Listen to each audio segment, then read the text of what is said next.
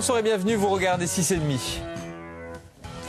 Musicien, guitariste, compositeur, Lucien Mauchy est mon invité. Le dernier très attendu Paul Lynch dans la critique livre de notre libraire Marcel Petrichol. Philippe Ferrer s'est penché avec une certaine tendresse sur l'énigme Francis Lalanne.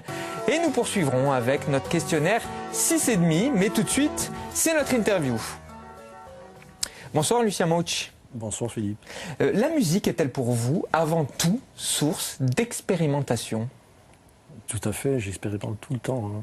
À chaque note, pour moi, c'est une expérimentation. J'ai le sentiment que chez vous, la musique, c'est un éternel apprentissage. Tout à fait. D'ailleurs, je me considère comme un éternel apprenti dans la musique. Je pense que le jour où j'apprendrai plus rien, pour moi, la musique, ça sera fini. Donc, je pense qu'il faut continuer à apprendre tout le temps, pouvoir progresser déjà, essayer d'évoluer, de ne pas se mettre de barrières surtout. Par exemple, pendant 15 ans, je n'écoutais que de la musique moyen-orientale, j'ai complètement laissé le rock, j'ai écouté que ça. J'ai appris à jouer des percussions, du oud. J'ai composé au oud certaines pièces que j'ai après adaptées pour le projet The Excuse. Ouais. Donc là, j'ai fait une fusion entre le rock et la musique moyen-orientale. Et d'ailleurs, puisque vous avez lancé le nom du groupe, on voit une photo sur notre mur d'image, Zescius, c'est aussi, cela participe aussi de ce désir-là d'expérimenter, d'aller trouver d'autres chemins vers la musique que vous affectionnez. Oui. Il y a le rock, d'une part, et il y a aussi ces influences moyen-orientales. Disons que ce que je faisais avant, c'était très conventionnel, du déjà entendu. Oui. Et je voulais faire quelque chose d'original, vraiment d'original. Donc j'ai puisé un peu dans les cultures méditerranéennes, quelques passages de musique qui me plaisaient. Puis je les ai adaptés, je les ai retournés, et j'ai ajouté la guitare rock dessus.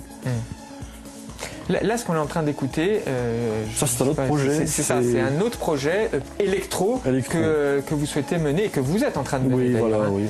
Donc là, ça serait... Noir, c'est le titre. Ça serait un projet à 3 musiciens, enfin 2 musiciens et un DJ. Moi, je vais me faire taper dessus. Donc le batteur Yanis Nel Lorenz et moi-même à la guitare. Et un DJ qui viendrait compléter le set. Voilà.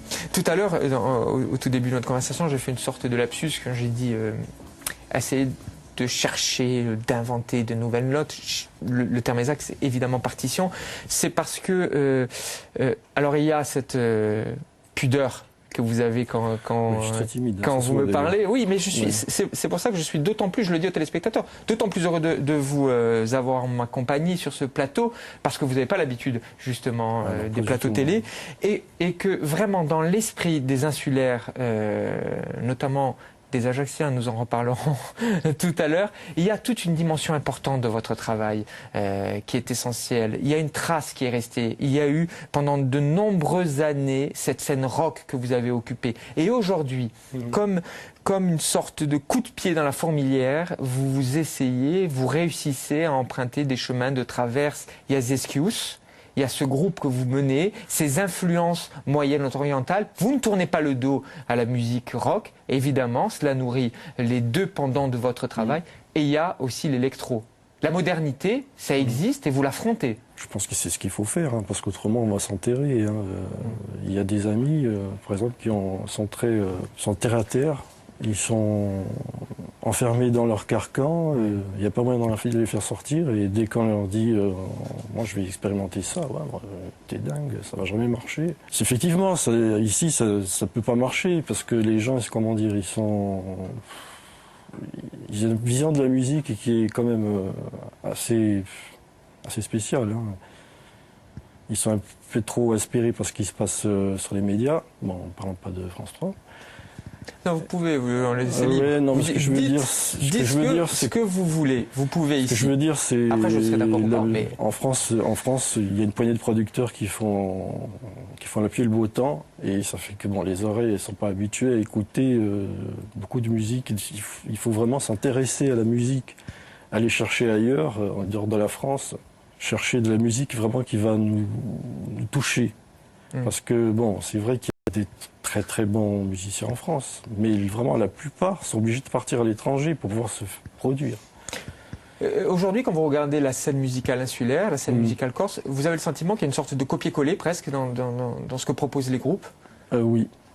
Oui, c'est une critique, c'est une mauvaise critique d'ailleurs, hein, c'est pas très gentil, mais c'est vrai que... C'est votre point de vue, hein, c'est pour ça que vous êtes ici ici pour le donner. C'est mon point de vue, oui, je pense que les vrais groupes sont finis en Corse. Et ça depuis une dizaine d'années, je pense, et peut-être même plus. Moi j'ai connu des groupes qui composaient, tous 12 composaient d'ailleurs. Hein. Bon, c'est vrai que le niveau de composition n'était pas excellent, y compris moi-même. Hein. Mais on s'est forcé de créer. Là, il n'y a plus de création, en fait, c'est juste du copier-coller. Voilà, tout à fait ça. Oui, c'est pas tout le temps mon avis. Non, mais il y a certainement des groupes qui créent, j'ai pas assez de connaissances. Mais en tout cas, c'est ce que vous observez. C'est ça qui est intéressant de le dire ce soir. C'est ce que vous observez, vous qui avez cette culture-là de la scène également. Hein. 3 photos. Lucien Mauch, et je vais vous demander de réagir en un commentaire. Oula. Alors là, c'est culte. Je l'ai dit, c'est pour ça que je suis aussi heureux de vous accueillir. Eh bien, oui. Nous sommes au lycée Fesch à Ajaccio et c'est un concert unique que vous avez proposé ici. C'était en 82, ça. Ouais. D'ailleurs, à gauche, avec les cheveux longs, avec un peu plus de cheveux, c'était moi, là. Et au fond, à la batterie, là, il y a... un de vos collègues, Eric Sorbara. Monsieur Eric Sorbara à la batterie, oui. Philippe Sampierre au chant, qui malheureusement nous a quittés il y a quelques années. Michel Andrian à la basse, qui est connu quand même, et qui passe d'ailleurs souvent sur les plateaux. C'est un sacré souvenir. Et ça, c'est plus renouvelé, ça. Hein. Non. Là, il y avait une sorte de folie. Nous sommes dans les années 80. Tout est permis presque. Aller envahir la cour du lycée Fesch pour proposer un concert rock. Bah oui, c'était sous la houlette de Bessières qu'on voit à gauche, là. Monsieur Bessières, qui est vraiment... Bon, des fois, des fois, il prenait des crises, mais bon, c'est trop fort. Juste parfois. Il nous a coupé le son. Oui, il nous a coupé le son. C'était trop fort, il nous a quand même coupé le son. Oui, voilà, c'est souvenir. C'est bon souvenir. C'est des super souvenirs, ça. C'est dommage que ça n'existe plus, en fait. Hein. Il n'y a plus... Je sais pas ce qui se passe, en fait. Ce qui se passe dans la tête des jeunes, je sais pas. Ils jouent 3 accords et après tout de suite ils vont jouer dans les bars pour se monnayer, je sais pas. Vous avez le sentiment qu'il y a un côté désenchanté. En tout cas, vos propos, c'est ce que laisse entendre vos propos. Je pense que c'est ça. Je pense. Les jeunes, je sais pas. Je sais pas ce qui se passe dans leur tête, franchement. Parce qu'on a tout ici. On pourrait être la Californie de la France, par exemple. Avec des musiciens... Gardons tout de même, cher Lucien, notre spécificité, c'est un cri d'alerte, un cri du cœur. C'était juste pour parler de musique. Oui, j'ai compris. Entendons bien, j'ai compris. Bien sûr. Deuxième photo. Ah voilà, oui. Bah, c'est mon maître, ça, voilà. Gary Moore. Gary Moore. C'est lui qui m'a vraiment donné envie de faire vraiment de la musique. Et il avait un feeling extraordinaire. Éric Sorbara, qui est évidemment en coulisses, quand on a passé la photo, je l'ai entendu parce que j'ai une oreille gauche sélective, donc j'ai entendu ce qu'a dit Éric. Grand monsieur. Bah oui. Il a presque poussé un cri de joie en voyant la photo. Troisième photo. Ah, oui. Vous l'avez un petit peu dit, parce que vous avez pratiqué le oud. Oui, bien sûr. D'ailleurs, celui-ci, il est très beau. Instrument particulier. Oui. Pour les gens qui ne connaissent pas. Oui, c'est très particulier. Il n'y a pas de fret, je ne sais pas si vous avez remarqué. Oui, j'ai vu. Moi, je suis un véritable néophyte, mais ce qui permet de jouer des quarts de ton. Bon, c'est sûr qu'au début, quand on écoute la musique moyen-orientale, on est un petit peu désorienté parce qu'on a une oreille occidentale, on n'arrive pas à capter certaines notes et certains musiciens vont dire mais il joue faux. Ben non, pas du tout. Surtout pas. Non. Allez, nous allons poursuivre notre conversation en compagnie d'un autre mélomane. Il s'agit de notre libraire, Marcel Petriccioli. Bonsoir mon cher Marcel, vous qui aimez le rock dur, sale, envoûtant, ce soir vous nous proposez un roman qui est aussi rock dans sa narration, hein, La Neige Noire de Paul Lynch aux éditions Albin Michel. Et là, hop, je fais pas le pitch. Non, je le ferai moi. Je vais faire le pitch. Deuxième roman de Paul Lynch. Le premier roman, Un ciel rouge le matin, j'en avais parlé, c'était excellent. Alors je vais faire le pitch puisque Monsieur Martinet ne l'a pas fait. Barnabas, irlandais, il est parti à 16 ans aux États-Unis, il a gagné sa vie sur les chantiers, sur les gratte-ciel new-yorkais. Et puis là, il s'est marié, il a eu un fils et il décide de retourner vivre en Irlande. Ça lui manque trop, puis surtout, il veut que son fils soit irlandais. Il retourne en Irlande. Avec le petit pécule qu'il a, il s'achète une ferme, il exploite. Malheureusement, un incendie détruit tout, le bétail et surtout le vieil ouvrier qui travaillait avec lui, Matthew. Ils sont obligés, toute la famille, de repartir à zéro. Ça va pas être facile parce que les habitants du coin sont vraiment pas sympathiques. Ils sont même carrément hostiles. Oh Dieu! Effrayants aussi. Alors, ça c'est pour l'intrigue. Effectivement, elle est importante. Hein. Est-ce que c'est un incendie criminel ou pas? Il y a des secrets, il y a même une malédiction. On est quand même en Irlande. Hein. Là aussi, terre de musique et de tradition. Mais c'est surtout, ce roman, il va nous révéler cette famille, la condition de vie misérable de cette famille qui subit, qui perd pied, puis qui va essayer de remonter la pente, de se reconstruire. Je dis bien essayer, ça va pas être facile. Un roman qui révèle aussi toute une mentalité sur ces coins reculés, vraiment ces coins ancestraux, sur ces habitants, hein, les habitants du Donegal, l'austère Donegal, région du Donegal, hein, où les hommes sont vraiment, on a l'impression qu'ils sont liés à la terre, ils sont façonnés d'un même bloc. Ouais. C'est exactement ça, où le passé est ancré dans le présent. Hein. D'ailleurs, parce que c'est très dur de vivre dans le Donegal. D'ailleurs, les villageois, voilà ce qu'ils disent. Hein. Il ne suffit pas d'être de cette terre pour y être accepté. Et ça, c'est toute la teneur du livre. Hein. C'est un roman qui s'attarde sur l'ambiance, sur l'environnement. La nature y est dure, rude, âpre, ingrate. Mais les paysages sont magnifiques, d'une beauté glaçante. Petit extrait de la prose de Paul Lynch. Oui. Cette écriture subversive, c'est comme ça que nous avons nommé votre unique. La clarté cristalline du jour, les collines éternelles sous ce vent qui souffle doucement sur la terre, invisible comme la main tourmenteuse du temps. L'ambiance, l'atmosphère de cette Irlande avec les odeurs, les paysages, les émotions, la détresse, tout y est décrit d'une façon magistrale. Un roman d'une densité rare. La fureur y est contenue, la violence y est retenue, l'écriture est âpre, précise, ce qui renforce encore plus la rudesse vraiment des mentalités, des sentiments, des caractères. C'est vraiment imprégné de l'âme irlandaise. C'est un livre qui est fort, qui est puissant, qui est sombre, qui est prenant. Ce que dit le grand auteur Robert McLean Wilson de ce livre, qui a écrit Eureka Street, un grand moment de littérature irlandaise. Un roman sur une Irlande que je reconnais et que devraient envier tous les écrivains. Plume époustouflante, vous allez rester sans voix à la fin de ce livre. 38 ans, il ne peut que se bonifier, c'est un très grand écrivain. Paul Lynch, La Neige Noire aux éditions Albin Michel, c'est le conseil de notre grand libraire Marcel Petriccioli. On l'a compris Marcel, c'est le livre qu'il faut découvrir en ce tout début, parce que nous sommes encore au début de la rentrée littéraire, hein, ça va jusqu'au mois de décembre. C'est le livre qu'il faut découvrir. Merci beaucoup mon cher ami. Avant d'accueillir Philippe Ferrer, Lucien Mouch, je voudrais revenir sur un prix que vous avez reçu en mai 2015, The Last Shaman, le prix Academia Music Awards à Los Angeles, rien que ça, à Los Angeles, rien qu'en le disant, ça le fait quoi. Oui. Hein. Oui. C'est ce prix-là. En fait, je me suis inscrit à ce concours-là, mais vraiment sans me dire, bon, avec un détachement. Comme ça, voilà. Puis je reçois un texto, vous avez été nominé. Oh, bon, déjà, je suis hyper content d'être même que nominé. Oui. Et le lendemain, je reçois un autre texto. J'ai reçu le prix. Et en fait, je ne reviens pas encore maintenant. Tu vois, même sur le plateau, là, on le sent, hein. Je n'arrive pas à m'en rendre compte. On le sent. Parce que ce que j'ai obtenu avec ce prix-là, c'est une campagne dans les médias américains. Une campagne qui vaut à peu près $10 000.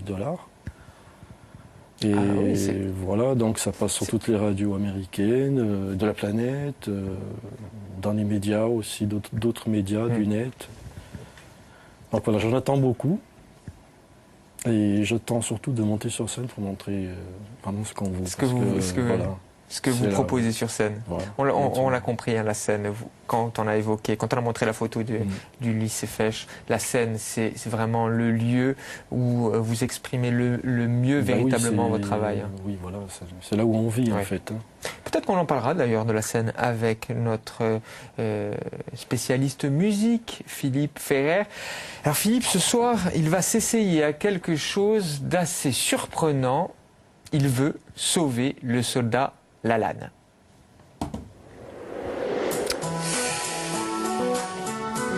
Bonsoir mon cher Philippe. Bonsoir. Alors il est vilipendé sur les réseaux sociaux suite à la diffusion de son clip Plus jamais ça, initialement intitulé Ouvrir son cœur. C'est très compliqué avec Francis Lalanne, toujours très compliqué. Et pourtant, mon cher Philippe, vous avez décidé ce soir, pour le téléspectateur de France 3 Corse via Style, de défendre Francis Lalanne. Je vais relever le défi. Oui, c'est un sacré défi. Hein. Oui, c'est un peu mission impossible. Certains diront à quoi tu t'attaques, tu vas te décrédibiliser, toi qui aimes le rock, etc. Non, Francis Lalanne, il a bercé ma jeunesse, je ne peux pas ne pas le défendre. C'est pas possible. On vous sent. C'est le rictus, approbateur ou désapprobateur? Approbateur, je l'ai vu dans vos yeux. Je l'ai bien vu, non, vous aimez beaucoup Francis Lalanne. Bon, mauvaise pioche. Bon, je respecte le musicien quand même. Voilà. Bien sûr. Non, ce qu'il faut aussi dire, c'est qu'il a été, quand même mis en pâture aussi dans les médias, et que c'est un client. Francis Lalanne, c'est le client, c'est Monsieur Média. On sait que ça va déraper, et c'est quand même, c'est quelqu'un d'entier. On sait très bien qu'en le titillant un petit peu, il va y avoir un moment ou un autre, il va y avoir un clash, quoi. Et les médias l'ont bien compris, et évidemment, ils ont profité de cette erreur, c'est une erreur, c'est quand même c'est un mauvais clip. C'est un mauvais clip. Mais en fait, c'est un morceau. C'est pour ça qu'on a choisi de ne pas le montrer d'ailleurs. Oui, mais ce qu'il faut dire aussi, c'est que c'est un morceau qui avait été composé en 2004. Oui. C'est un morceau de 2004 qui est sur un album en 2009. Donc c'est un vieux morceau. Et le producteur a décidé de mettre ce malheureux enfant, un dessin de... C'est un clip qui évoque les migrants, et il y a cette image dès les premiers instants du clip où on voit cette image qui a fait le tour du monde, hein, l'enfant mort sur le sable. Bon, moi je vais l'avouer à la face du monde, mais vraiment, c'est une espèce de coming out que je vais faire. J'aime Francis Lalanne. Alors, est-ce qu'on peut y regarder alors ce que vous aimez? Eh oui, bien sûr. Sous la pluie, j'ai l'air d'un con, tu es parti. J'ai de la buée dans les yeux, les gens ont l'air d'être amoureux. Je voudrais bien être comme moi, mon cœur, il est malheureux depuis que tu es loin de moi. Ça fait 2 minutes, je crois, 2 minutes. Pleure un bon coup, ma petite Véro, si t'as le moral à zéro. On peut pas toujours se marrer, ça fait du bien de pleurer. Pleure un bon coup, laisse-toi aller, même si ça peut pas te consoler.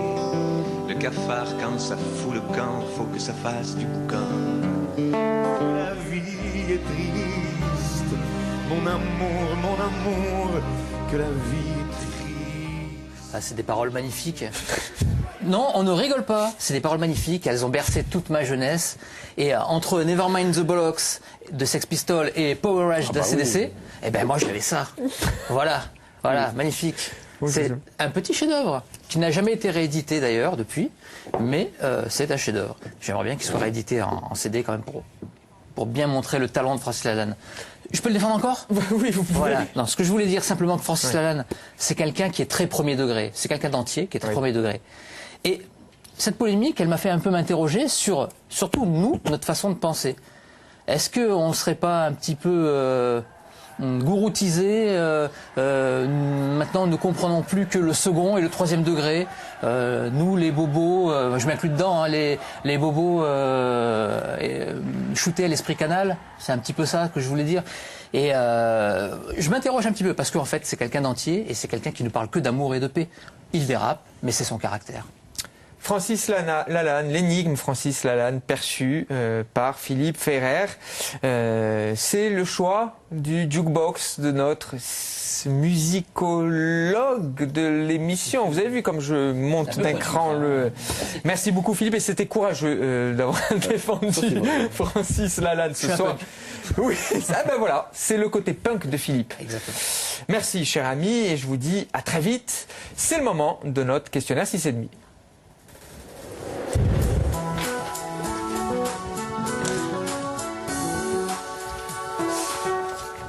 Il vous a convaincu, il n'y a plus que vous et moi. Il est parti se faire démaquiller, Philippe. Il vous a convaincu sur Francis Lalanne?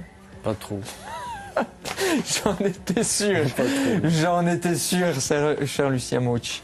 L'artiste qui vous a donné envie de faire de la musique? Elle vous a déjà montré la photo. Hein. Ouais. C'est Gary Moore. Gary Moore. Ouais. Immense guitariste. Ah, immense. Ouais. Un album qui vous a hanté longtemps après l'avoir écouté? Un album de Phil Lizzy, justement, joué Gary Moore, c'est Black Rose. Ah, Black Rose, oui. Oui. Black Rose, où il y a Je l'ai aussi écouté, plein de mélanges de sons, hein, des sonorités très diverses. Hein. Oui, oui, c'est vrai. De quel artiste attendez-vous impatiemment la sortie du prochain opus? Jeff Beck. Jeff Beck. La scène de vos rêves? Red Rock, au Colorado. Avec qui aimeriez-vous la partager? Jeff Beck. Dans vos rêves les plus fous. Oui. Le faux chef-d'œuvre musical. Alors non. vous avez dit plein de vérités dans la première. Enfin, non. Vous avez dit vos vérités dans la première partie. Si, vous avez dit vos vérités. C'est impossible à sortir. Ça. Non. D'ailleurs, j'ai aucune idée. Non. Franchement, je respecte trop le travail des musiciens. Je peux pas. C'est pas possible. D'accord, allez, Joker. Si vous n'aviez pas été musicien. Comédien. Je suis d'accord avec vous. Et un album qui vous a hanté longtemps? Un album de Jeff Beck, Guitar Shop, 89. Qu'est-ce qu'il a de particulier? C'est du Jeff Beck, c'est du feeling à l'état pur, c'est un chef-d'œuvre pour moi. Voilà, c'est ça pour moi, un chef-d'œuvre. Ah. Guitar Shop de Jeff Beck. J'aurais dû vous poser cette question, le chef-d'œuvre, hein, non pas le faux chef-d'œuvre. Merci pour ces réponses à ce questionnaire 6,5. La scène, nous l'avons un petit peu abordé dans notre conversation. La scène pour vous, c'est le lieu pour vous et pour nombreux musiciens que je reçois dans cette émission, pas tous d'ailleurs, ce qui est assez surprenant, c'est le lieu de toutes les audaces, de tous les désirs, y compris les plus dingues. Moi, ce que j'aime bien, c'est un peu comme l'a dit Jean-Claude, là, comme vous avez reçu. Jean-Claude Paoline, que nous avons reçu dans cette émission. D'avoir un thème et de broder sur ce thème, improviser sur ce thème. Voilà, c'est ce que je fais. D'ailleurs, c'est ce que je fais avec The Excuse. Hein. Vous attendez pas à entendre note pour note sur scène ce que je reproduis en studio, parce que ça sera différent à chaque scène. Oui. Je me tiendrai bien sûr aux mélodies, ça oui, mais il y aura toujours des plus et voilà, c'est comme ça que je vois la musique. Hein. Et qu'est-ce qui va faire que vous allez improviser? C'est plutôt le feeling du moment. C'est à ce moment-là qu'il se passe quelque chose. Là, si le téléspectateur veut découvrir votre travail, il y a évidemment Internet. Bien sûr. Il suffit de taper The Excuse sur n'importe quel navigateur, voilà, oui, et on tombe sur vos créations. Il y a un album qui est sorti en 2013, donc vous allez tomber dessus. 21 juin. 21 juin. Jour de la fête de la musique. Vous aviez bien fait les choses, cher coach. Merci beaucoup d'avoir accepté notre invitation. Ce fut un plaisir, j'espère qu'il fut partagé. Bien sûr. Merci d'avoir accepté notre invitation. Merci à vous de nous avoir suivis. Vous retrouvez le JT des rédactions, votre Corsica ZR, et je vous dis à très très vite.